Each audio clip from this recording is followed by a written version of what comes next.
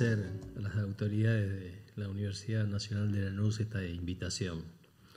Y mi exposición va a ser cortita. Yo simplemente quiero plantearles que por qué pienso que para nuestros pueblos hoy la educación superior está teniendo un momento muy difícil. Y hagamos un rodeo al respecto.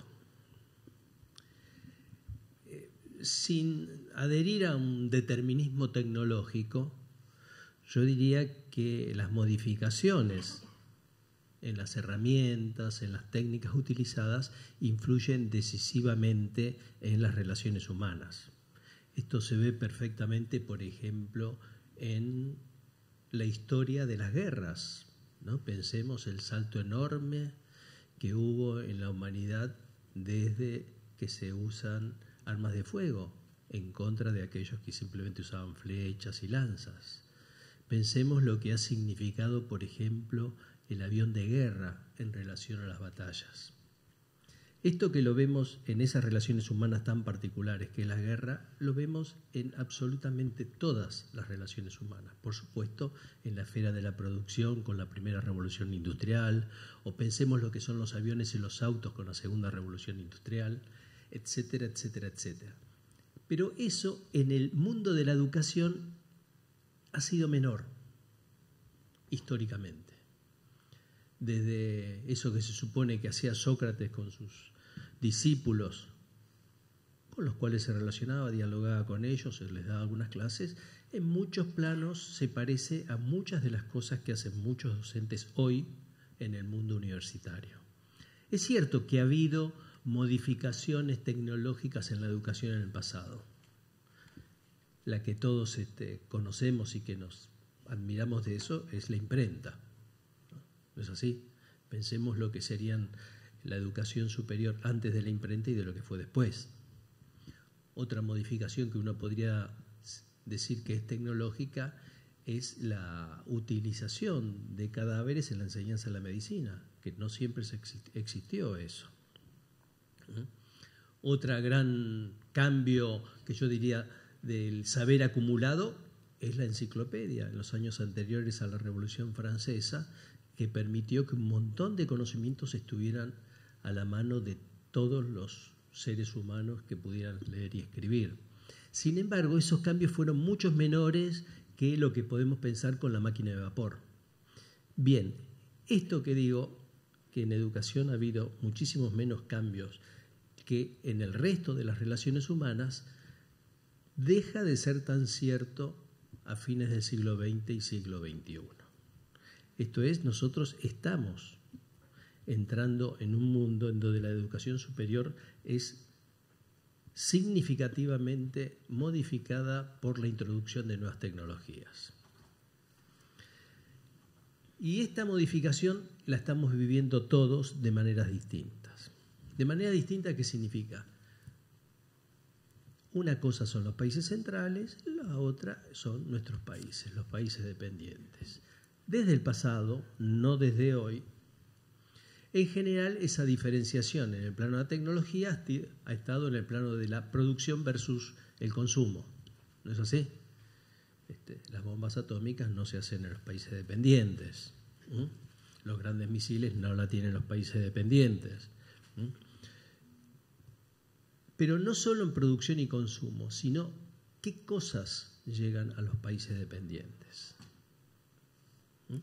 No solo somos consumidores de productos realizados en los países centrales, y esto ahora está siendo un poquitín cuestionado, sino que además cierto tipo de producción está en nuestros países y cierto tipo de consumo solo está en los países centrales.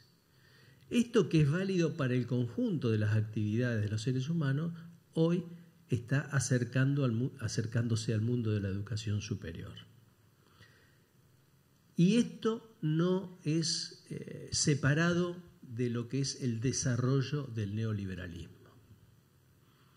Esto es, una cierta concepción del ser humano, una concepción, hoy hablábamos con el secretario de Ciencia y Técnica de la Universidad de Lanús, ¿no? Una cierta concepción, yo diría, atomística de los seres humanos, ¿no? la idea de eso de la sociedad no existe,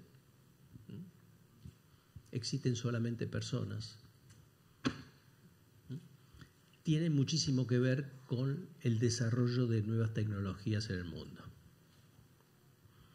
Y esto se va, no digo verificando, pero influyendo decisivamente en el mundo de la educación superior.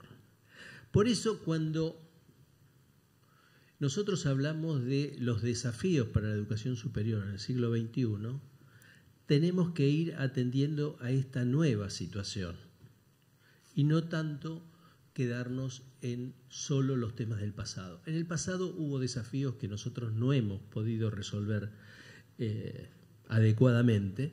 En algunos casos se ha tratado de atenuar los problemas, pero en otros casos no los hemos podido resolver.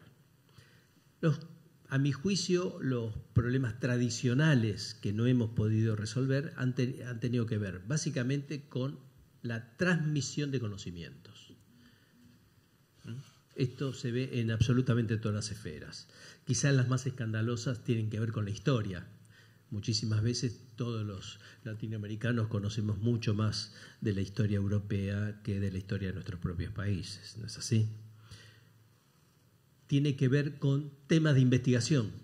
En general todos sabemos que los temas de investigación vienen dados por los grandes centros de poder mundial, que a su vez vienen esos temas dados por el financiamiento a esos centros de poder mundial, esos dos. Una tercera cuestión tradicional, que no es del siglo XXI, es la que yo diría que es un indicador del nivel de dependencia de nuestros países, es el tema de la fuga de cerebros. Nosotros transmitimos los conocimientos de cierta manera, orientamos a nuestros docentes e investigadores de cierta manera, que el resultado es que muchísimos se nos vayan, porque esos temas y esa formación básicamente se están desarrollando de mejor manera o de manera más profunda o en la punta de la investigación en los países centrales. Para colmo, hay más financiamiento, mejores sueldos, etcétera, etcétera. Esto no es exclusivo de América Latina, no es así. Los países asiáticos lo sufren quizá más que nosotros, pero también lo tenemos nosotros. Fuga de cerebros, entonces temas de investigación contenidos. Pero a eso, a mi juicio, se le van agregando nuevos elementos en el siglo XXI, que tiene que ver con esto que yo planteo, que es el tema de la transmisión a través de las TICs. Hoy nos encontramos con una situación extraña en América Latina. Gran avance de las universidades privadas con fines de lucro. Gran avance. No digamos ya que el 75% de los estudiantes de las universidades brasileñas van a las universidades privadas, sino que en varios de nuestros países, caso de Brasil, caso de Chile, caso de Perú, se admite explícitamente a las universidades con fines de lucro.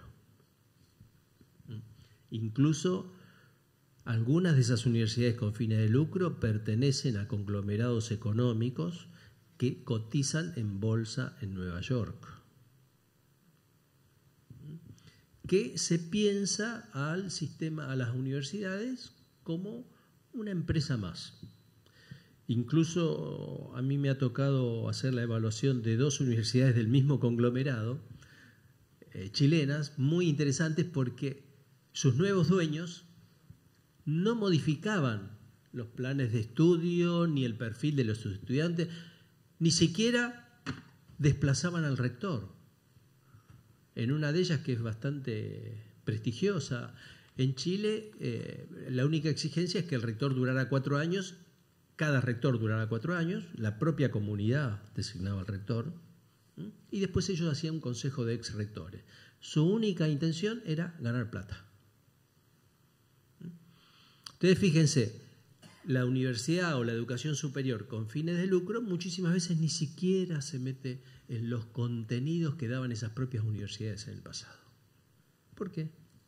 Por esto que yo digo de los desafíos no resueltos tradicionalmente. Esos contenidos no afectaban en nada a la estructura de poder dominante. Simplemente sobre eso se montaba una empresa, ¿no? Hoy hablaríamos de la uberización de la educación superior, ¿no? Ese tema va acompañado con la posibilidad de cursos de profesores de los propios países centrales, cosa que antes estaba librado a unos pocos. Por supuesto, hay una jerarquización de esos cursos, hay un arancelamiento diferenciado, hay un acercamiento de profesor y alumno distinto, pero lo cierto es que en varios países, que no es el caso de la Argentina, en donde la universidad pública tiene todavía una raigambre fuerte, nosotros nos encontramos con que está muy bien visto la instauración de universidades que provienen de otros países. Muy típico en el caso de Centroamérica, y también ocurre lo mismo en varios países de América del Sur, por supuesto también en México. Este desafío nosotros no lo hemos resuelto como latinoamericanos. Caso distinto es, caso más atenuado, no distinto, más atenuado es Argentina. Pero estamos viviendo el ingreso de universidades con fines de lucro hoy en Argentina. Aquí yo viniendo por La Pavón vi la publicidad de una universidad que promete cursos a distancia troche y moche, y por eso establece, digamos, algunos centros para tomar exámenes que están en el borde de la legalidad, la universidad privada, que tiene estas características que les digo. Ese desafío no lo tenemos resuelto. Por supuesto, junto con eso está la discusión de qué tipo de formación necesitamos hoy como latinoamericanos.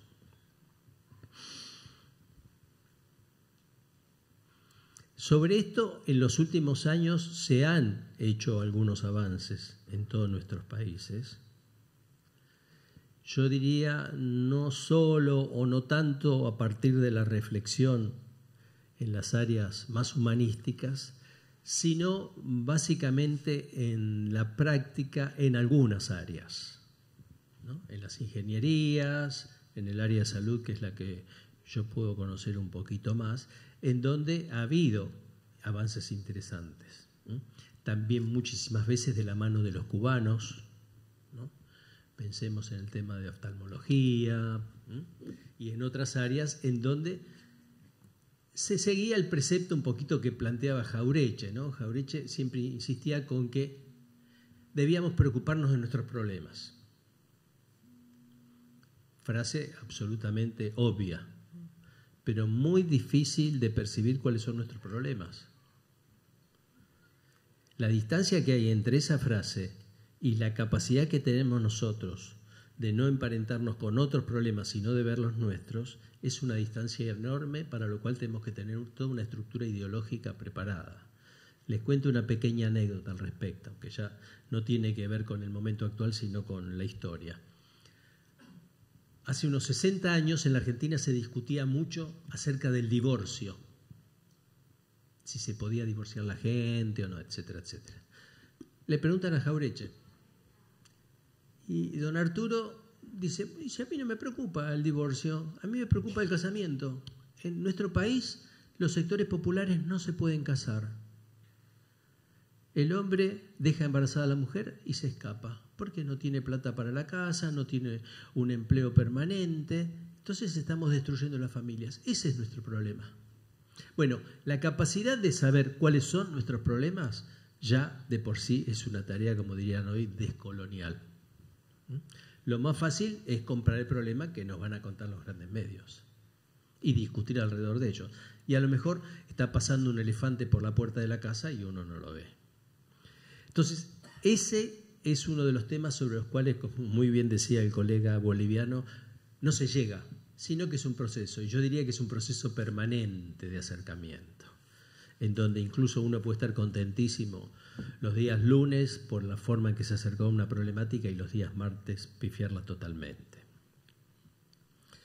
Otra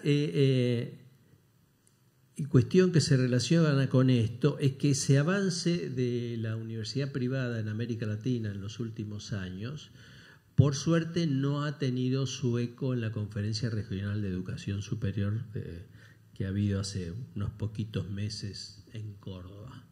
Conferencia Regional de Educación Superior que reafirmó una corriente, yo diría pública, una corriente no lucrativa para nuestras universidades, una corriente de una preocupación por todos, una corriente de respeto de la multiplicidad de naciones que es nuestra América Latina, que resolución final que, bueno, yo fui uno de los redactores, quizás por eso lo defiendo, que no hay que despreciar de ninguna manera y que no se compadece con la corriente predominante hoy en el mundo. Esa corriente predominante tiende a plantear las universidades como servicio, no como un derecho, por supuesto. Tenemos una gran ventaja en este momento, que es que como está desarrollando este inicio de guerra comercial, el riesgo que existía en el 2008 de una declaración de la Organización Mundial del Comercio, de la educación superior como servicio, se ha alejado ese riesgo, porque la Organización Mundial del Comercio incluso está cerca de capotar si se retira a Estados Unidos. Pero la orientación de las universidades como negocio, eso está más fuerte que en el 2008 en todo el mundo. Y sobre eso yo quería hacer una disquisición. Si uno piensa en términos del siglo XXI, tiene que hacer un balance de reforma y gratuidad.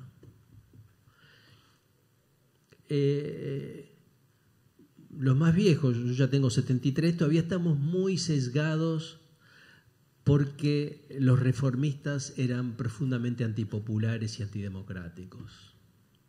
Bueno, eso no tiene nada que ver con la reforma del 18, eso eran los reformistas. La reforma del 18 tuvo un contexto político muy amable, ¿no? Viene después del radicalismo, tiene una influencia política en el resto de América Latina muy interesante. En la Argentina tiene actitudes ultraclaudicantes, pensemos lo que fueron los reformistas en 1930, muchos de los reformistas en el 46, muchos porque no todos en el 46, algunos estuvieron a favor y otros en contra, pero la reforma universitaria significó, y por eso todavía la discutimos, por eso la tenemos presente o nos parece importante discutirla, significó un inicio de democratización en nuestras universidades.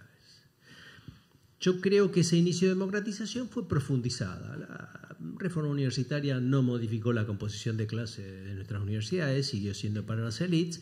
Eso se fue modificando a partir de los años 40, ¿no? La gratuidad ayudó mucho y creo que es solo en los últimos años en donde pasamos a una tercera fase de las universidades, ¿no? Uno podría contar la historia de las universidades argentinas en una primera fase para las élites, una segunda fase para las capas medias y una tercera fase también para los sectores medios bajos, para los sectores populares, que es lo que estamos transitando estos últimos años.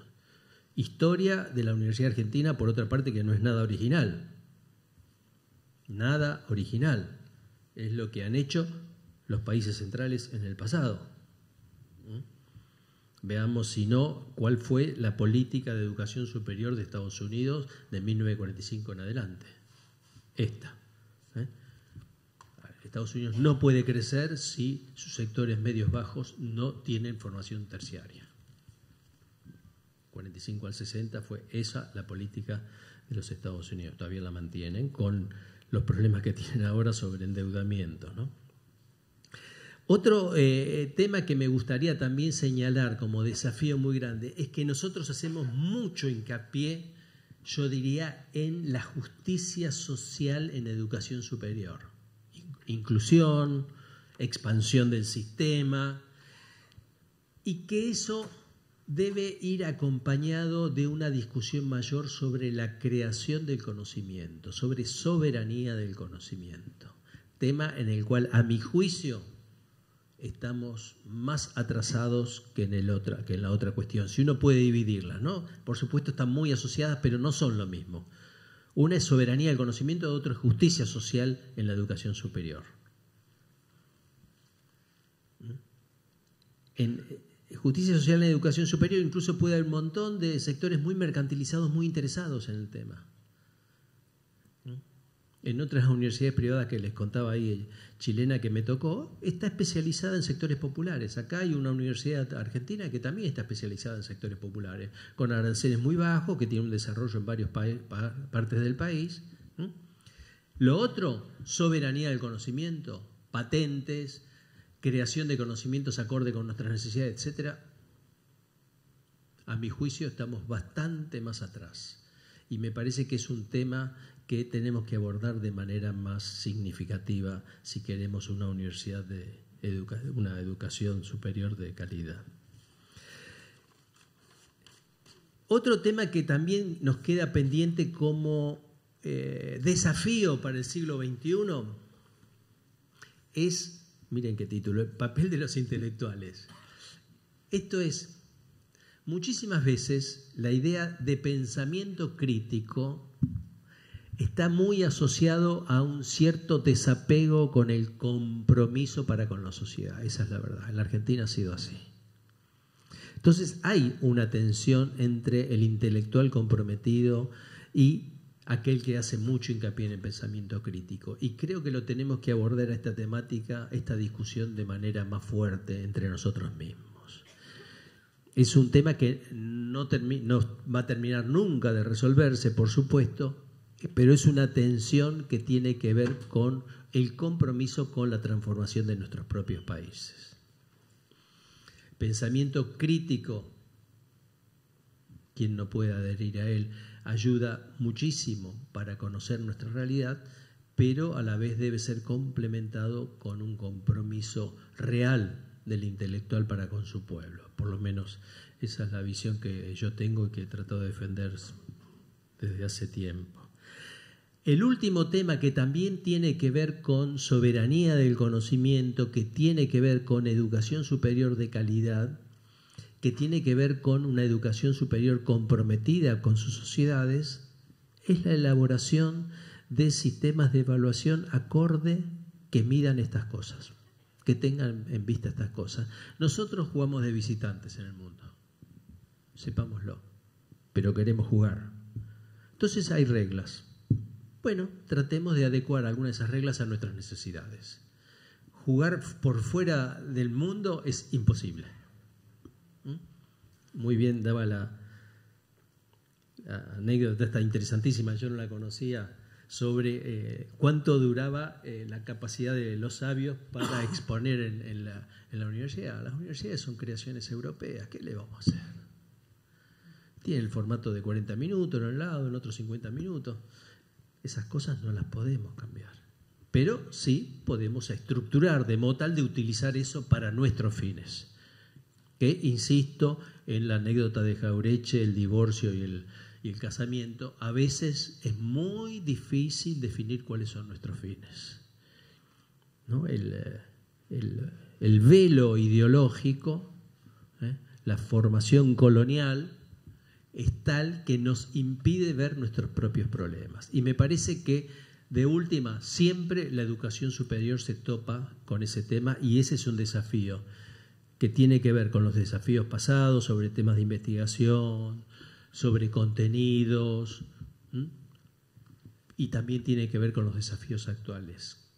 ¿Qué formas nos damos nosotros de trabajar de modo tal de ir rompiendo ese velo ideológico e ir construyendo un esquema de pensamiento nuestro? Me parece que ese es el gran desafío que, en resumen, queda para nuestras universidades. Gracias.